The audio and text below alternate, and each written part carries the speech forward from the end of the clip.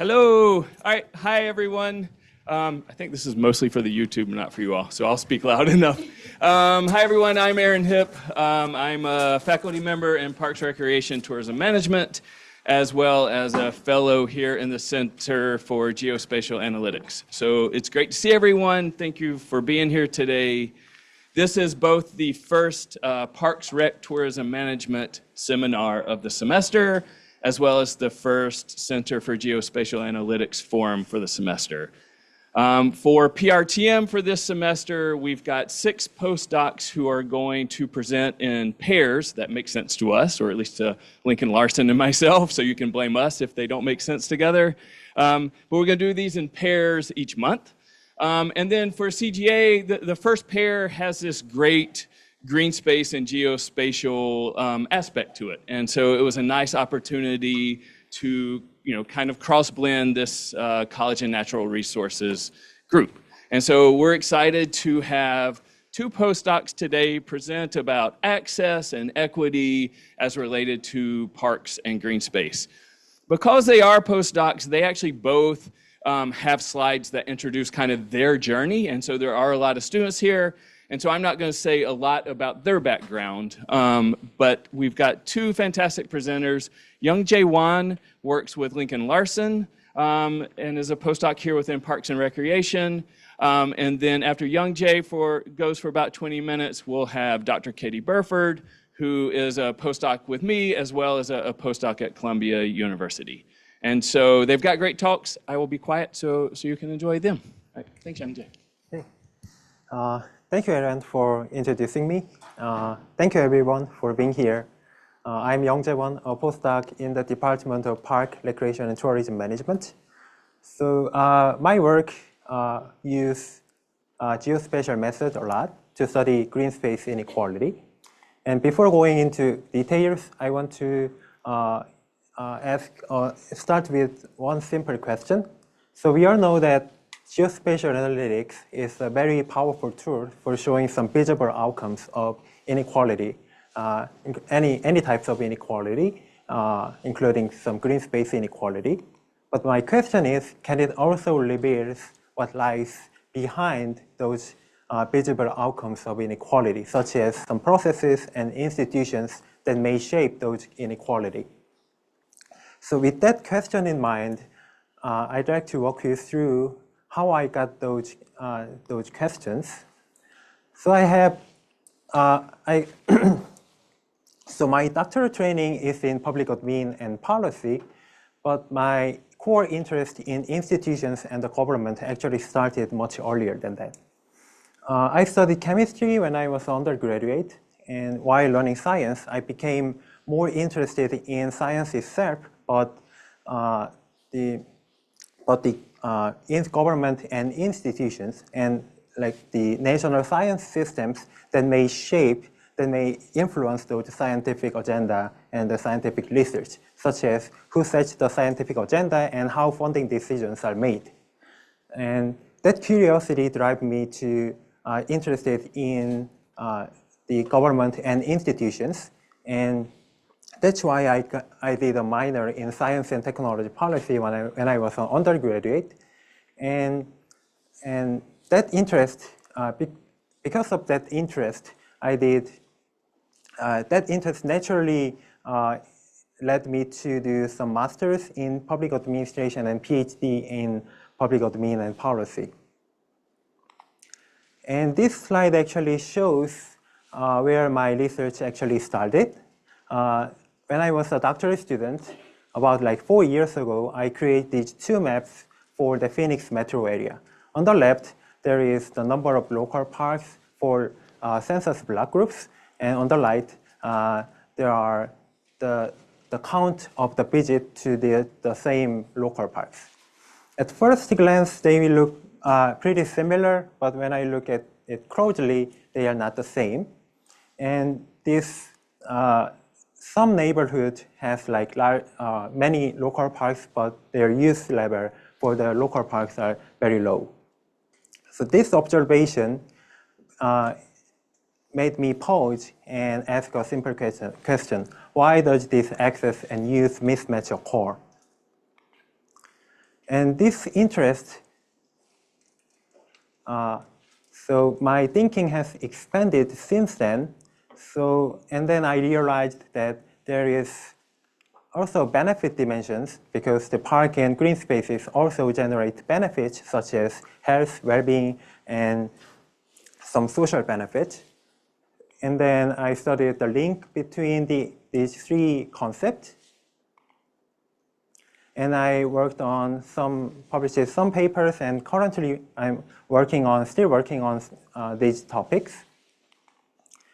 And as I work on these topics, because of my background in public admin and policy, I started asking a deeper question. What are the institutional roots of green space inequality?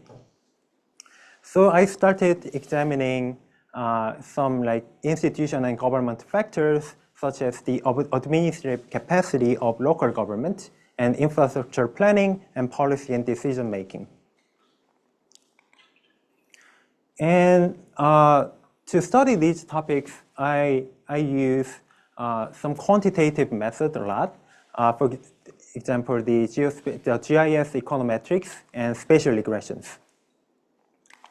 And let me show you one specific example of geospatial work that I'm currently doing, a project called the Strive for Access, which is funded by North Carolina Division of Park and Recreation. I'm working with 3 faculty members here at NC State, Dr. Charlene Smith, Lincoln Larson, and Stacy Supak. So there are 2 goals of this project. The first goal is to create a geospatial database of all outdoor recreational resources in the entire state of North Carolina. And the second goal is using this data set to identify the outdoor recreation gaps. And as we work on this Strive for Access project, we noticed that the access gap actually depends on several methodological choices. And this slide shows one example, the definition of the access point to the park. And this slide shows 2 approaches of defining the access point. The first approach is a manual digitizing approach, the red dot. It is an approach that identifying the park entrances by visually inspecting the entrance point using some Google Maps and satellite imagery, which can be ideal, but can be it is time-consuming, labor-intensive, and difficult to scale up to the statewide level. And alternatively, there can be other approach, which is can be automated approach. It is an approach which estimates the access point based on the intersection between the polygon boundary and the load network. And we examined the service area and the gap using these 2 approaches and compare the gaps and the service area. And fortunately, in this case, the 2 approaches yield very similar results, so we decided to use this automated approach. And the additional component of this Strive for Access is we do not stop at the polygons and the access point dataset. We are also collecting the amenity information that is inside the park, which can affect some different forms of use. And this amenity data set allows us to find this nuanced access gap, not just park presence or absence, but about what's inside the park, which is more, as I mentioned, which influence more on the types of activities and the experience these green space and parks may make possible. So the Strive for Access includes some qualitative aspects of park, the amenities, but urban park quality and park quality is much more than that. So to understand the park quality more closely, I'm working on a systematic literature review on urban park quality with some experts in this field, including Dr. Lincoln Larson and Aaron Heap.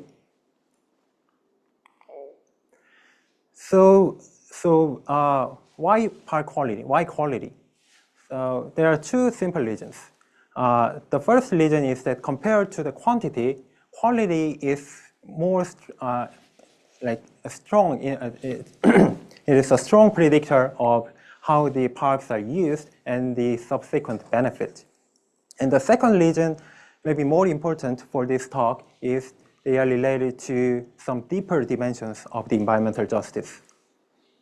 I will elaborate this second point in more detail in the next slide. So to do so, I will introduce this environmental justice framework. Environmental justice is often described using three dimensions, which I like to think of as an iceberg.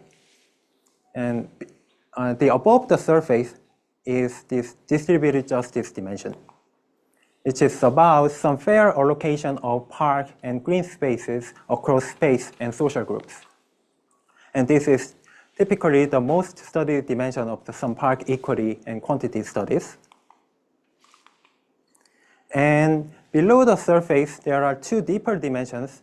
The procedural justice is about some fair, it's about who gets to participate into the decisions about park. And the recognitional justice is about whose needs, values, and preferences will be acknowledged in the process. And my point here is that although the quantity studies, they mainly focus on these distributed justice dimensions, quality has the potential to examine and reveal these deeper layers of justice. Despite this potential of the quality, little work has been done on synthesizing how quality-focused studies engage with environmental justice. There are several reviews on park quality exist, but they primarily focus on definitions and the measurement, and which is the gap this review tries to fill. So to fill this gap, we use the large language model assisted systemic literature review.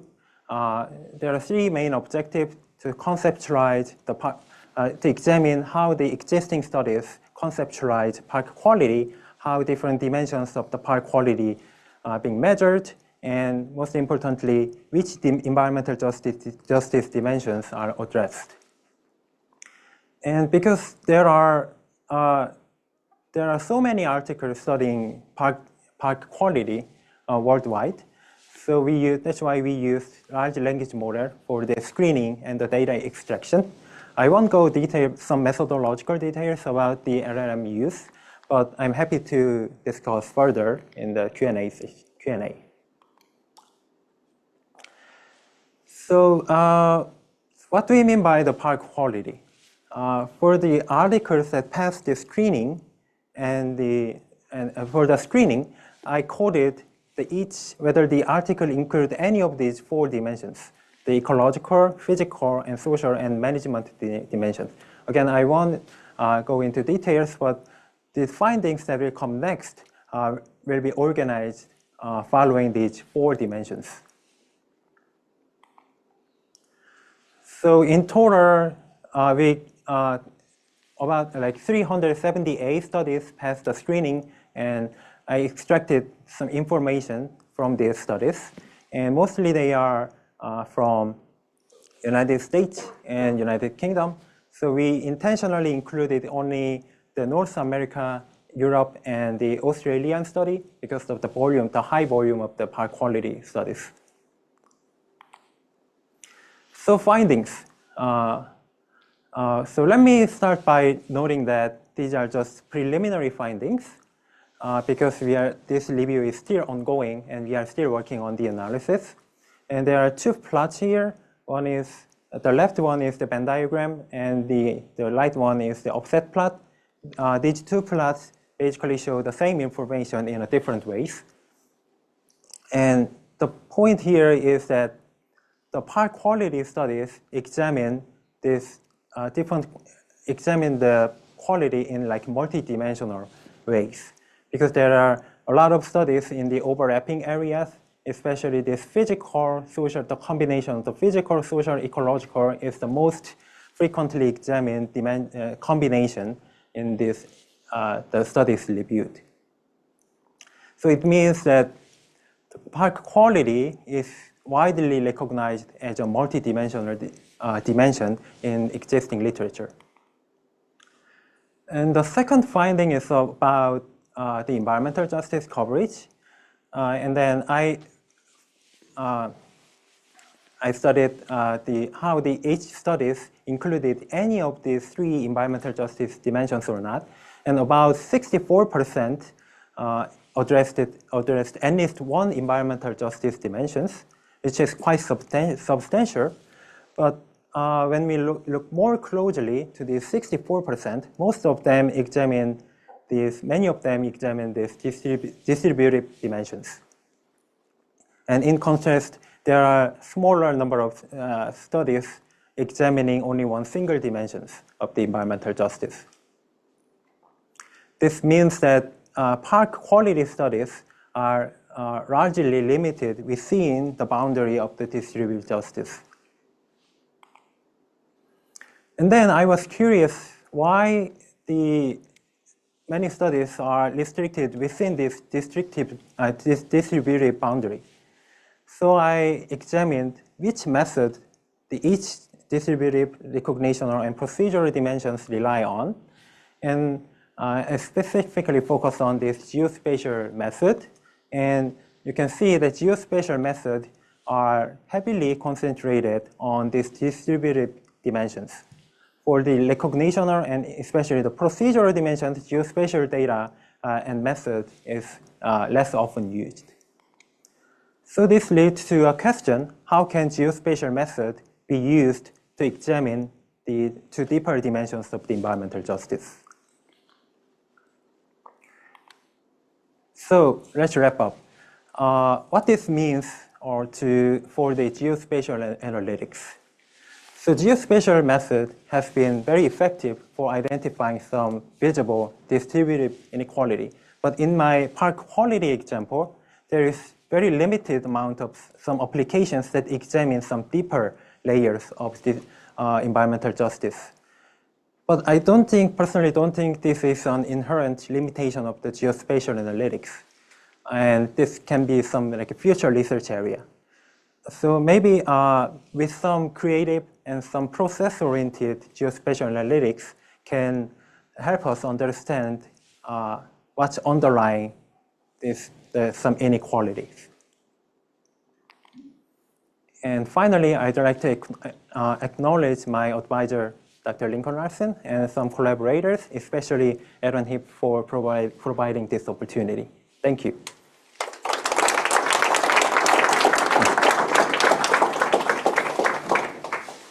Thanks, Youngjae. So we're going to hold the majority of questions till after Katie's done, but they have to, I think, exchange lavaliers, which is a new word to me. So they're going to exchange lavaliers, and while they do that, and queue up the next presentation, if there's one or two questions. Yeah. Burning questions? Sorry. Yes, sir. Thanks, Youngjae.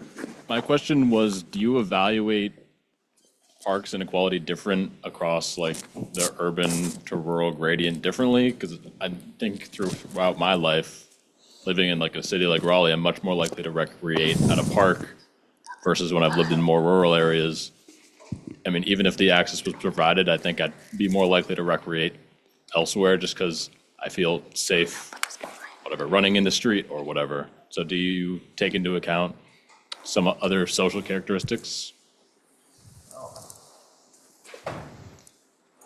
So yeah, that's a great question that I haven't thought of that much. But for our like Strive for Access project, the data set includes all the rural parks and the urban parks, all of those parks. Yeah, so I think there are like population differences. Also, there are some definitions of access might be changed because in the urban area, in my studies, there are like walking mode is more friendly in some like urban center, urban areas, but in the rural area, it's not very friendly. So people usually go to park, visit park by driving. So definitely like some like car ownership, and then those variables might be relevant for the difference between the urban and rural equity side. But yeah, I would think about. To that, I'll just briefly add, I think there's a lot of the research is focused on urban parks. There's assumption that people living in rural areas have access to green space, but actually they don't, or don't have the kind of green spaces you might actually utilize for recreation purposes. So I think that's a huge gap that we're hoping this study will help fill. All right, so thank you, Youngjae. Thanks, Lincoln. Okay, so next we have Dr. Burford. You're good to go. Take it away. Hello. Okay, it seems like it works. Awesome. I'm going to do my time check. Okay. Hi, everyone. I'm Katie, and I'm also a postdoc, and I think this will be a really nice segue from the presentation you just saw. We're taking it back a little more local, and the work I'm presenting today is ongoing and future directions in park measurement, specifically focused on a couple projects based in North Carolina. And I'm from Texas and live in Brooklyn, so you guys have a lot more context for probably these parks and what I'm going to talk about today. So I'm looking forward to getting your thoughts on what we're up to. All right, but before we begin, I just wanted to thank the research team as well as the funders for this work, and really acknowledge that a lot of what I'm presenting today, I didn't actually do a lot of the spatial work. Our wonderful team did. I was brought on to this team pretty recently. I did a lot of the analyses and have started thinking through the next steps. So I just wanted to shout out to my lovely team for helping pull this together. And they're mostly here today, and so they can probably answer some more technical questions about some of the methods that I'm going to present. And then these are some of our other collaborators who have really been formative to this work. Okay, before I dive in, I think Aaron mentioned that we were going to share a little bit about our academic stories. And I think for those who are a little bit younger here, this might be helpful because I know when I was your, I guess, master's, undergrad, whatever age you guys are at, I was like, what am I doing? What does this research mean? And where am I going? And so a lot of my research, I think you'll see, has a theme, which is physical activity. I was a runner. I was a pretty intense little kid, really into cycling, and I bled orange. I did all of my degrees at UT, public health undergrad, master's in exercise science, and then I took a segue to get a PhD in epidemiology, started thinking more about how do we make environments safer for road users to support active commuting. And this is me commuting to UT on my bike, which I did every day. And then during my PhD, I started really thinking about the measurement of the built environment. And as an epidemiologist, measurement is very, very important for establishing causality in our studies. And I really needed some more skills in spatial epidemiology in particular and GIS. And so I went to Columbia for my postdoc, my first postdoc, and really worked on some big data, spatial data projects, and focused more on the injury side of things, specifically pedestrian and vulnerable road user injuries. This photo is kind of fun because it's the first bike lane in the United States. You can ride it out to Coney Island if you didn't know. It's on Ocean Parkway. So I got on my bike, started exploring New York, thinking about my environment and getting a little bit more local in my research and my research questions. While I was doing like big data stuff, I still had this kind of like desire to bring spatial work a little bit more local. And so this is actually a work for me, or a picture of me with one of my colleagues We are doing a bike ride with this group called Transportation Alternatives, which maybe some of y'all know. It's a big advocacy group in New York City, trying to make streets safer. And so trying to figure out kind of what the problems are in New York City, specifically related to micromobility. And I think one of the best ways to do that is get on the ground and figure it out and experience it yourself. And then after a series of unfortunate events, I had lost my position last spring because of some funding stuff, and was fortunate enough to meet Aaron Hipp at a conference.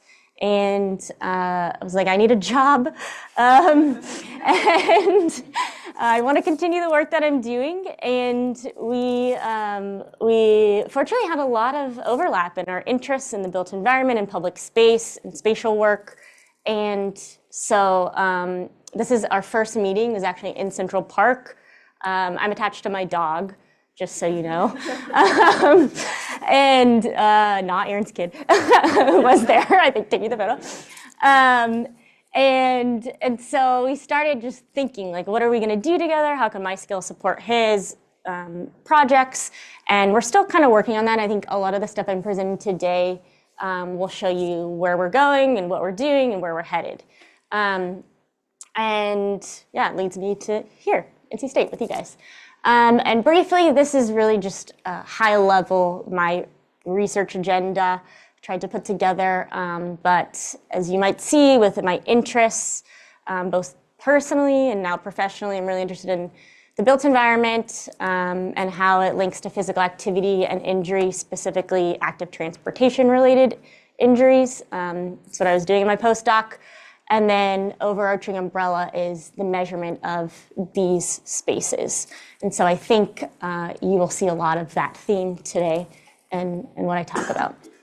And that leads us to parks. We're obviously in the Parks and Rec department, and have kind of transitioned to thinking about more parks and park public space and health, and with the park expert himself.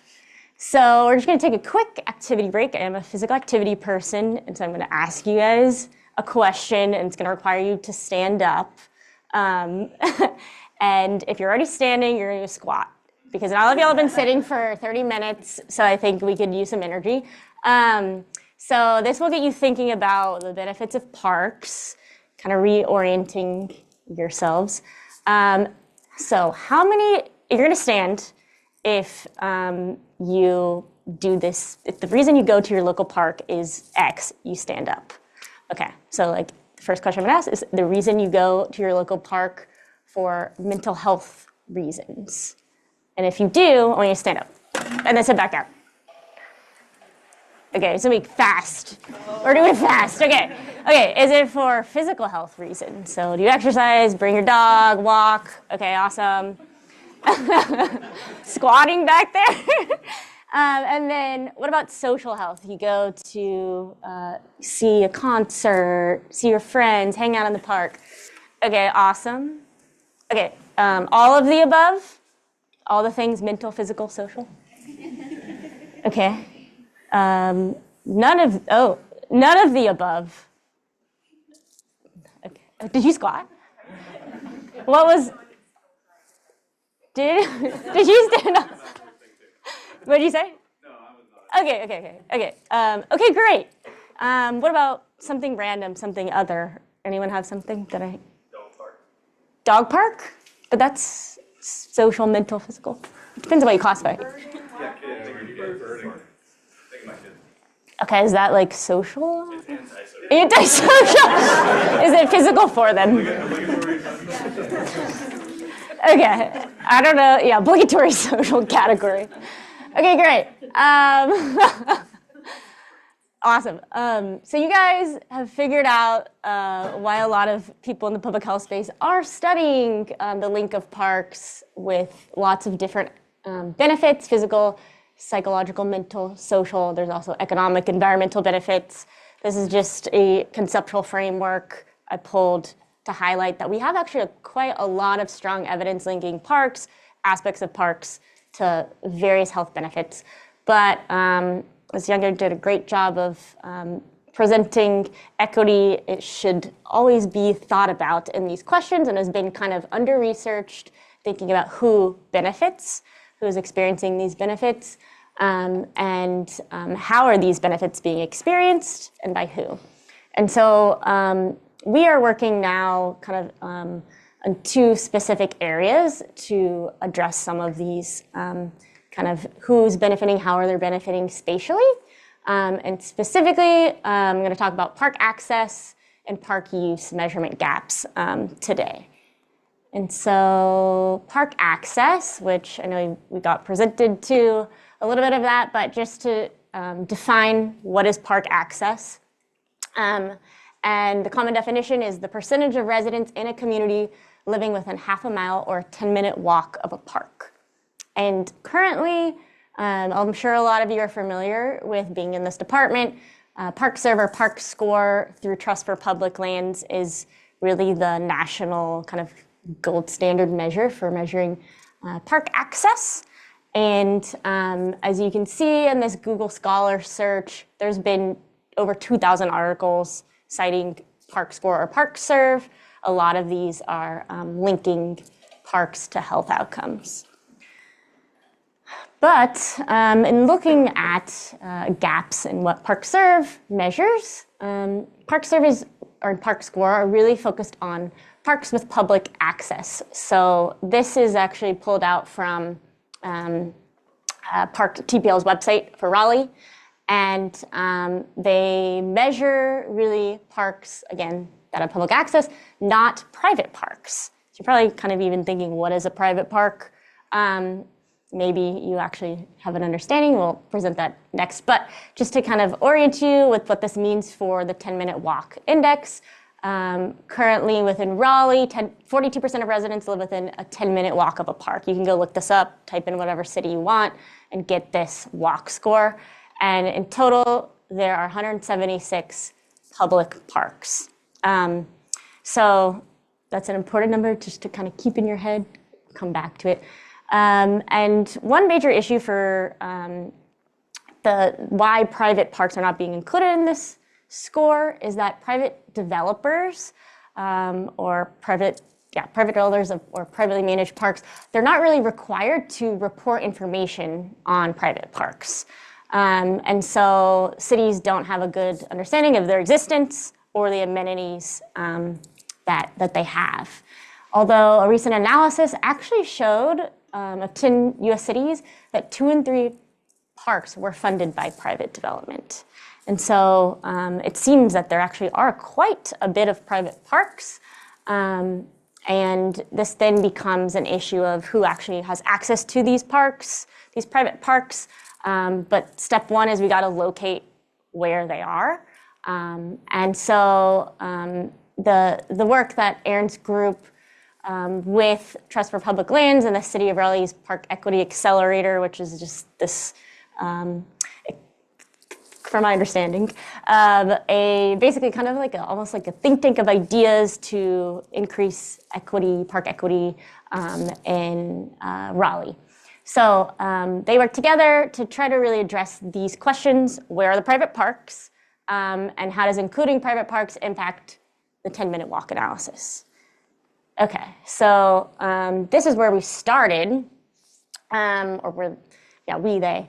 Again, I did not do this work spatially. I'm just going to credit Junka, our wonderful PhD student. But the method to be able, how we've been figuring out how to do this. So first, we determined HOA managed subdivisions, so homeowner association managed subdivisions using Regrid's parcel data. So now we're getting into the nitty-gritty of spatial data. We first identified subdivisions, and the subdivisions in Raleigh are these blue blobs. And subdivisions, if you didn't know, I kind of was a little bit confused on what even a subdivision was, but they're areas that have been divided into lots for homes by developers. And these subdivision data actually have a determination if they're managed by an HOA. So we used this classification of HOA managed subdivisions, first creating that layer, and then with an OpenStreetMap identified all possible parks and playgrounds and open spaces. So I'm sure some of you have worked with OpenStreetMap, crowdsourced data, a lot of data cleaning to figure that out. And then joined the HOA layer with the potential private park layer. And what we found were 148 potential HOA park parcels. And so those in this map are these like blue kids on the seesaws. And then the Raleigh parks that are already, the public parks, are the trees. So you can see kind of where they're already clustering, which is in the suburban areas, as you might expect. And then you guys might have questions like, are these actually private parks? So we then had to do some validation and collect data on if the park contained park-like features, such as a playground, a swimming pool, or tennis court, using Google Maps. So going in and saying, yeah, it did contain these things, we think this is a park. And so that was really the validation process so far. Ideally, we do some more in-person audits of these parks to really validate this method. And so what did we find? We found 61, after that validation process, 61 HOA parks in Raleigh. So an additional 61 parks added to that 176, I should remember the number, 176 parks, public parks. But what does this mean for the 10-minute walk analysis? Again, we're physical activity researchers also, so we're interested in how does this support people being able to access parks walking. And the original score was 42% without HOA managed parks.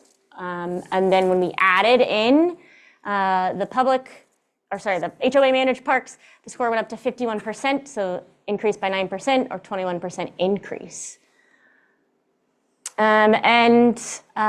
So really what's kind of happening now with this, and we're excited to see, is that the City of Raleigh has integrated that updated walk score with the private parks into their own work. This is the TPL HOA park analysis. TPL actually did the 10-minute walk score analysis for us. And you can see actually the HOA parks are the orange blobs. So where those like seesaws were, it's kind of clustering exactly where those orange blobs were. And this update of the measure is allowing the city to understand where to start prioritizing parks and park resources and thinking more about who has access to a park and their park planning moving forward. But we have a lot of questions, and you guys may already have some ways to poke at this method. And the first one is defining this definition of private parks, expanding it. We're interested in including multi-city or multi-unit housing, schools, low-income housing into our definition, as well as expanding to beyond Raleigh. The first place we're looking at is Durham. We'd like to measure green infrastructure at private and public parks and compare climate resilience and sustainability of these of private and public parks. So we actually applied for a grant through the C grant last week, and we'll see what happens. But either way, we're excited to start working on developing this measure and curious your thoughts on what we've done so far. And this is just another shout out to Will. He is Director of Parks Research at Trust for Public Lands and has really helped shape thoughts and ideas for developing this method, which I think is super cool. And to see it actually being put into use was also really cool.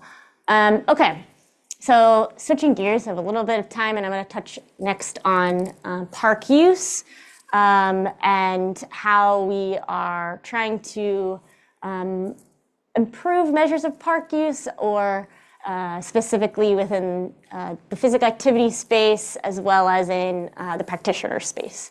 So park use, what is the definition? Just to orient you guys, very simple, number of individuals using a park.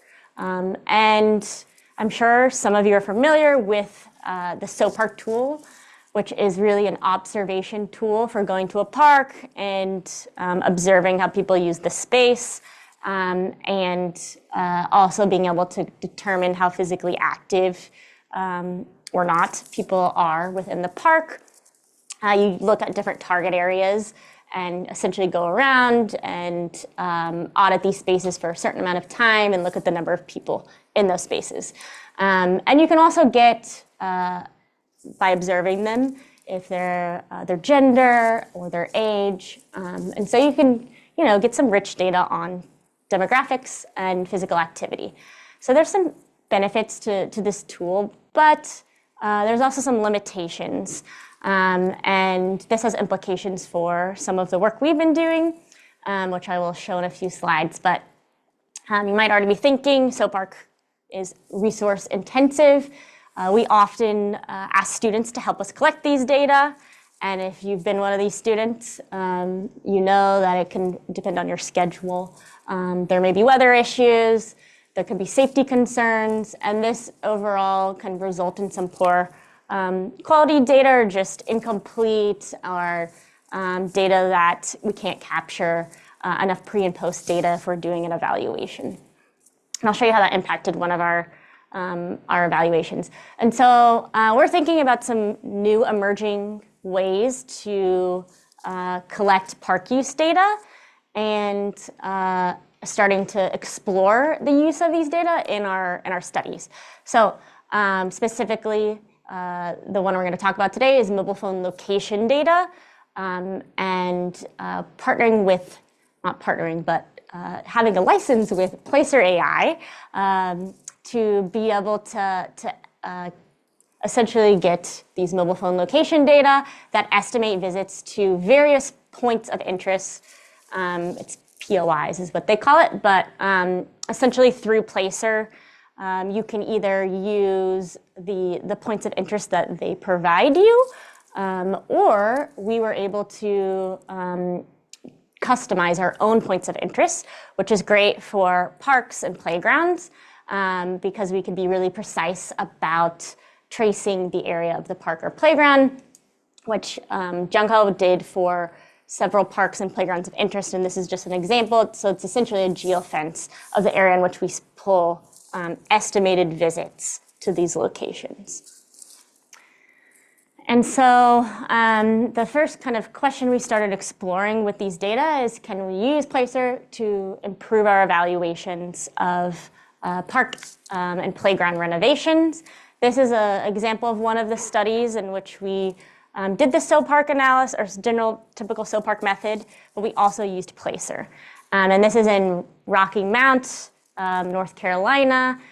You can see this is one image of the pre-intervention playground and then post-intervention, what it looked like. So from 2023 to 2025, when these images were took and when the renovation kind of took place. Okay, so what did we find? So over here is a graph of the SOPARC results, and we used a little bit more of an analytical approach called difference in difference analysis, if you're familiar with that.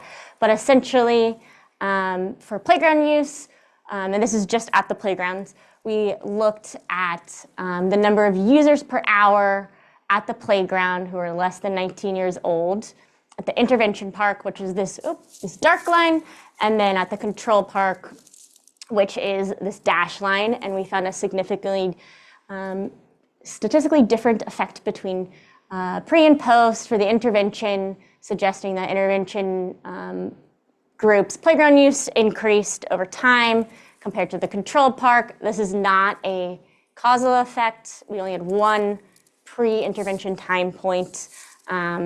And I can explain that a little bit further, what that means if anyone's curious. But so while we did see an increase, you guys might already be thinking, like, you guys only have one pre-post time point. How do you know if this effect sustained? And we don't have the answers to those questions with SOPARC data, with the resources we had, which was $25,000 for 3 years.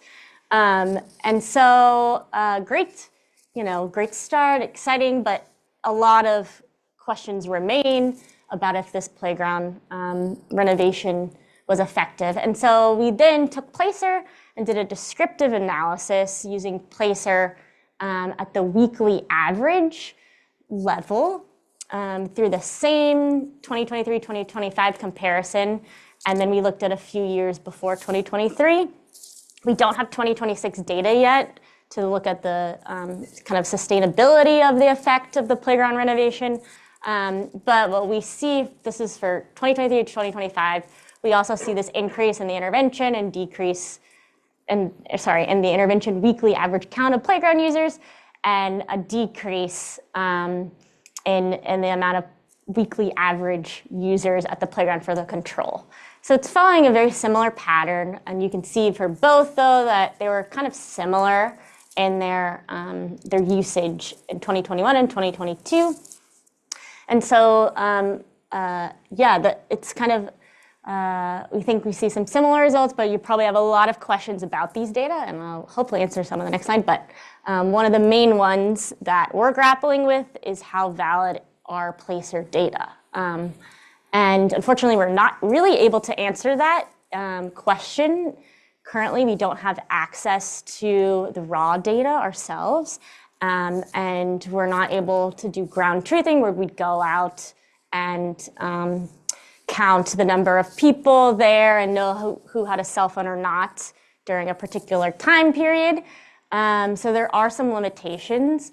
Another major limitation is that these data are aggregated, at least for Placer AI.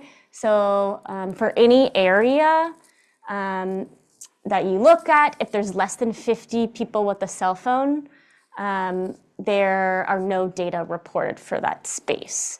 And that's due to, of course, privacy concern to not be able to identify people in those spaces. And so like for a playground, we had to end up aggregating at the weekly level because there were just not a lot of users even on a particular day. And so that's one limitation to keep in mind in thinking about the use of these data, especially for small areas. Another limitation, and this gets at kind of to the validation issue, is that there are different, from our understanding, different algorithms or multipliers for how we estimate the number of visits in a particular area.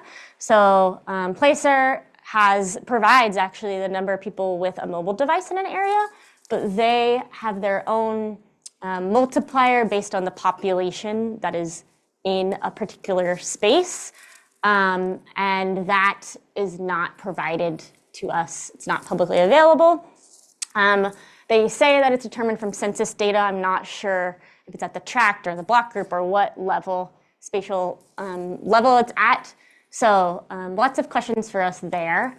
And then, of course, there could be measurement error in the geofence that we draw on the Google map. And so that would be something interesting to explore, is playing around with those points of interest to see how that impacts usage.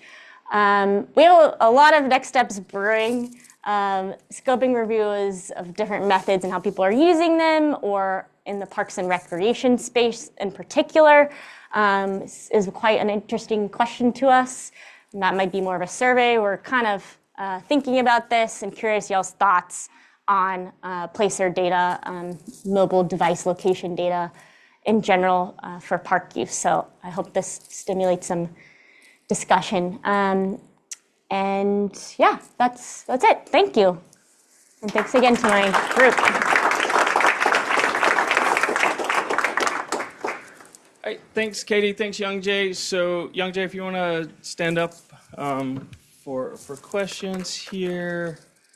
So questions either for Youngjae or for Katie.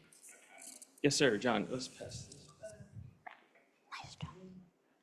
Hi, thanks, Youngjae and Katie. Yeah. Youngjae, can you go back to your map with all the parks and stuff, please? Yeah. How can I see?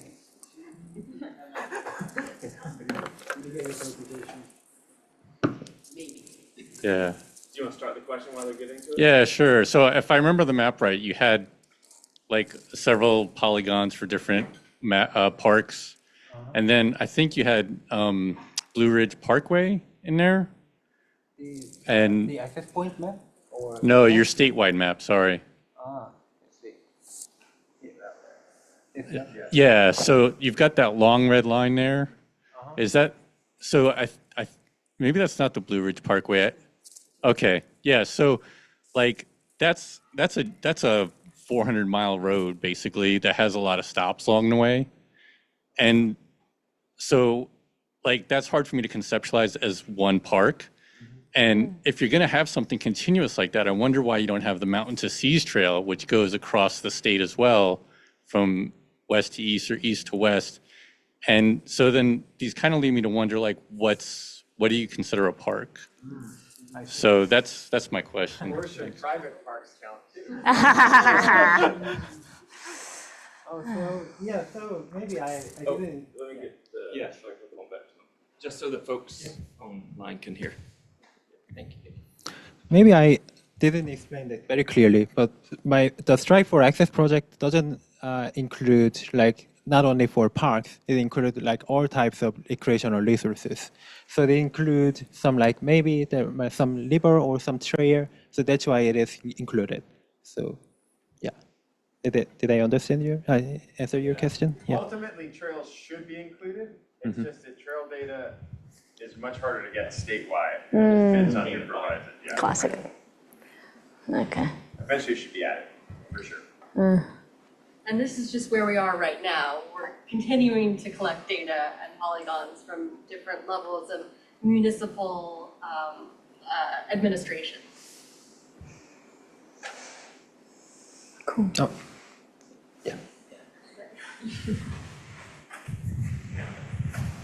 But along those lines, I basically had exactly the same question, but for the HOA context, because then from a planning perspective, you can have an open space inside a development project that is classified as open space that the city of Raleigh tends to very much encourage. But then when does that open space that can be a small patch of grass right next to a parking lot, it's intentionally designed as a park.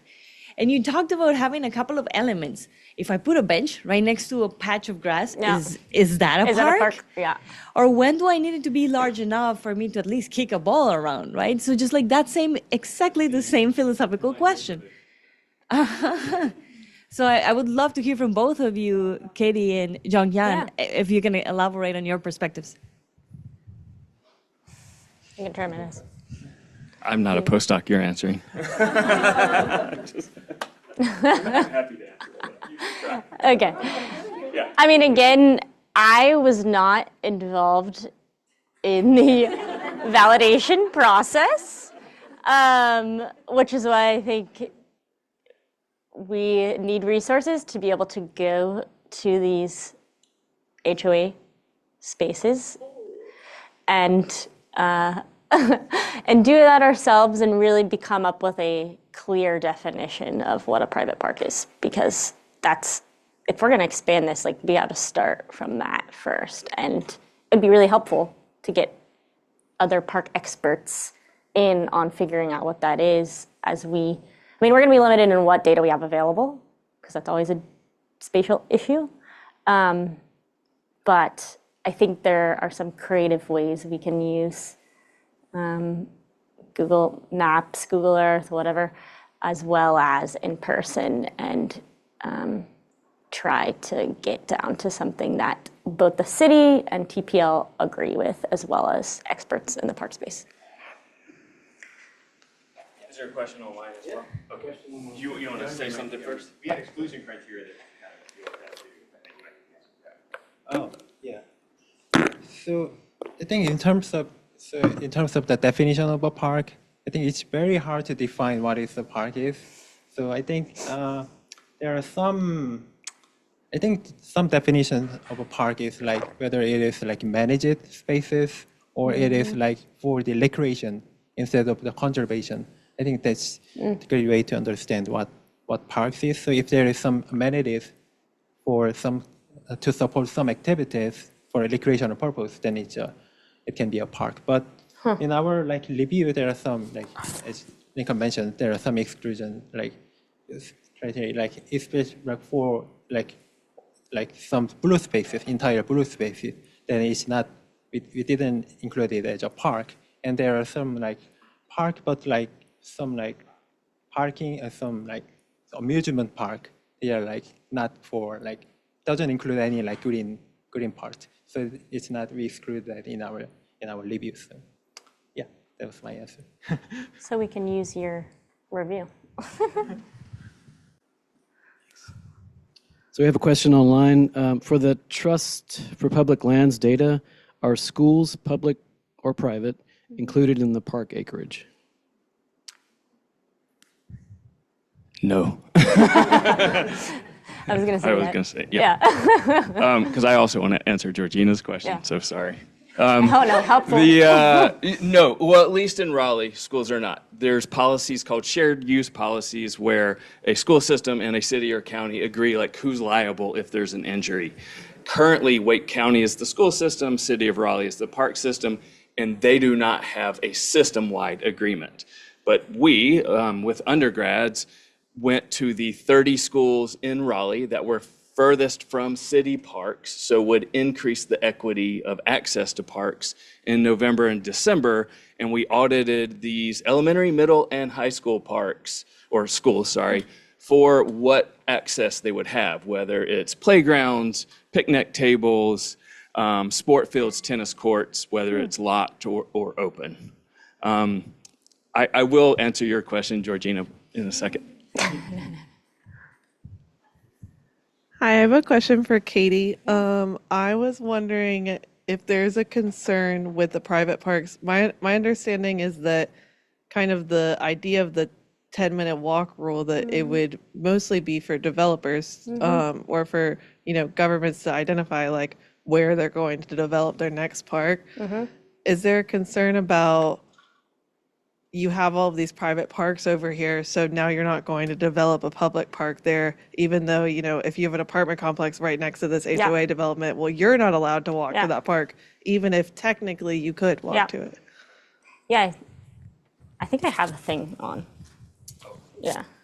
I think that's part of where we're going with this and why we need the community partners, because we're not the ones who are making the decisions on how the actual prioritization of where we need parks and what parks need. But we're hoping that this will make the argument for private developers to have to start reporting on the parks that they develop. And so then this will be more of a streamlined process for cities. But yeah, I think those are the questions we're thinking about. So thank you. And the so what questions. We have a final quick question. Who would they report it to? I'm assuming the city. Like in the parks plan, that's the information the city is saying, like through this Park Equity Accelerator, that's what they want. They want to know, like, does it exist? How are they maintaining it? What amenities do they have? And so ideally, it's part of developing a private property. They have to report they're going to create a playground or a park space. Yeah. And if it's accessible to the public or not, just like a school. Yeah. But I'm sure Aaron has some thoughts on that. I'll make this as fast as I can. So if we're going to build a new subdivision called Hipland, I then, for the county or city, have to say I have space in Hipland, or I have to give money to the county or city so that they can use that money to build a park per their master plan. Yeah. And so what a lot of developments do, Hipland does is, yep, I'm building a park. Then there's zero oversight as to, am I building the park? What amenities are there? Is it a dog park? Is it a bench? Is it a beautiful park? Does it have green infrastructure, stormwater infrastructure? There's zero oversight of that right now. And the city of Raleigh is aware of that, and they have concerns, including for equity, because part of what they're interested in is if they know 42% have access, then 58% of Raleigh residents don't have access. And if there are limited tax dollars or things like a municipal bond to fund new parks, if you can then remove the private parks from the space that you're thinking about, you can better locate the true spaces of need. And that ultimately is why a place called Trust for Public Land and the City of Raleigh with an equity accelerator is interested in finding private parks so they can remove that from the data set or have knowledge that it is an HOA park, but it's open to the public, or it's an HOA space that is closed to the public. That's an important question. That is time. It is 4 o'clock. Thank you all for being here. I thought these two worked well together. Yeah. Thank you, Youngjae. Thank you, Katie, for doing these presentations. CGA forums about every 2 or 3 weeks in this space. PRTM folks, you now know there's amazing food and drinks and good conversations, so come join us. And then CGA folks, the PRTM talks is once a month, and again this semester they're going to be by our postdocs. So thanks all. Stay warm this weekend.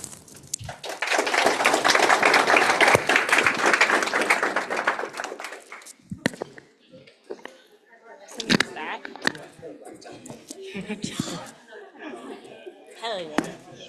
Now your stress is over.